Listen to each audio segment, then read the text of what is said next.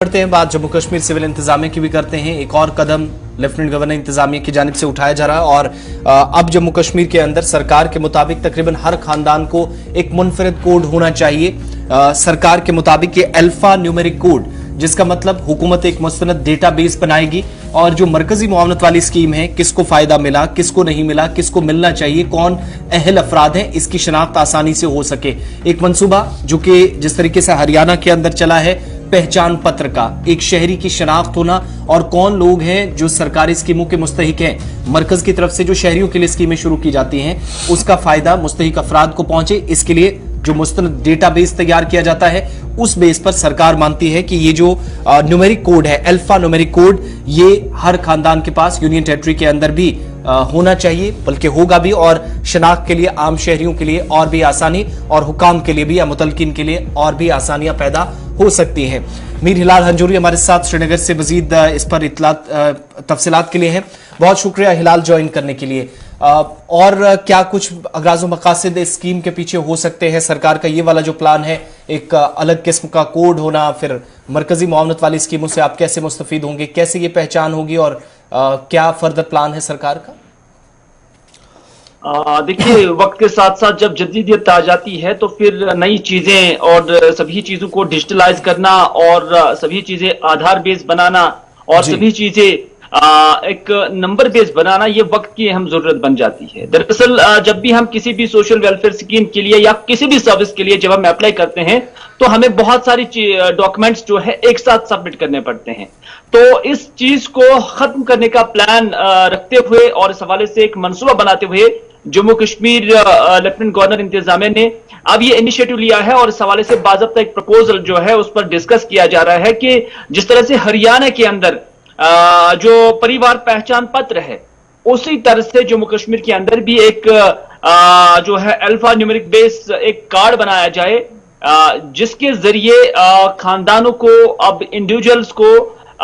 Facilities avail करने का मौका मिल जाए। ये सिर्फ एक डॉक्यूमेंट होगा जो आपने कहीं पर भी भरना होगा और ये डॉक्यूमेंट, इसमें वो सारी चीजें होंगी, चाहे आधार हो, चाहे इलेक्शन कार्ड हो, चाहे और कोई कार्ड हो, चाहे आप जम्मू कश्मीर के रहने वाले हैं नहीं है, ये सारी चीजें इस कार्ड को बनाने के लिए बहुत जरूरी होंगे। और ये साबित कर देगा कि अगर आपके पास ये कार्ड है तो उसका मतलब ये है कि आपके पास सभी शनाख्त या जितने भी डॉक्यूमेंट्स होने चाहिए वो आपने ऑलरेडी लिए हुए हैं और कोई भी सर्विस अवेल करने के लिए आपने ये एक कार्ड दाखिल करना होगा। हालांकि इसमें अभी ये 4 साल का प्लान है, अभी देखेंगे कि किस तरह से ये एग्जीक्यूट हो जाता है और किस तरह से इस पर काम हो जाता है। लेकिन एक कोशिश जो है वो जम्मू कश्मीर सरकार की जानिब से अब की गई है कि अल्फा न्यूमेरिक कोड जो है अब वो किसी भी सर्विस को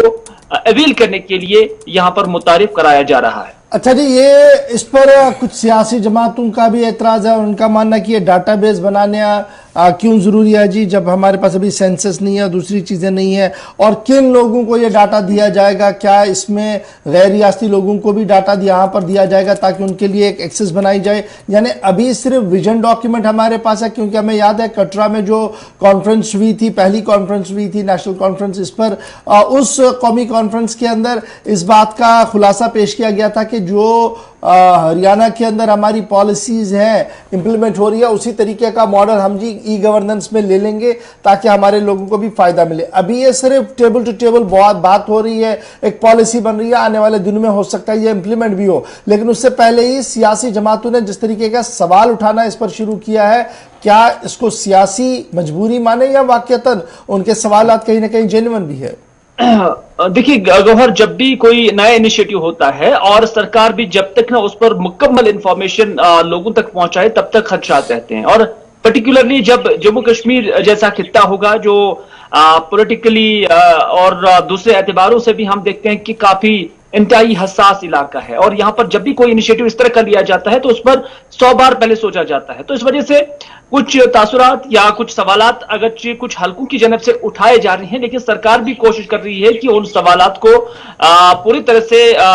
जवाब दिया जाए और लोगों को मुतमईन किया जाए और तभी जाकर इस पॉलिसी की या इस मनसूबाबंदी की जो इम्प्लीमेंटेशन है वो जम्मू कश्मीर के अंदर बन जाए। दूसरी बात इसकी सिक्योरिटी की, क्योंकि जब इसमें डेटा हम प्रोवाइड करते हैं तो उसकी सिक्योरिटी की जिम्मेदारी भी सरकार की है और इस सिक्योरिटी पर भी अब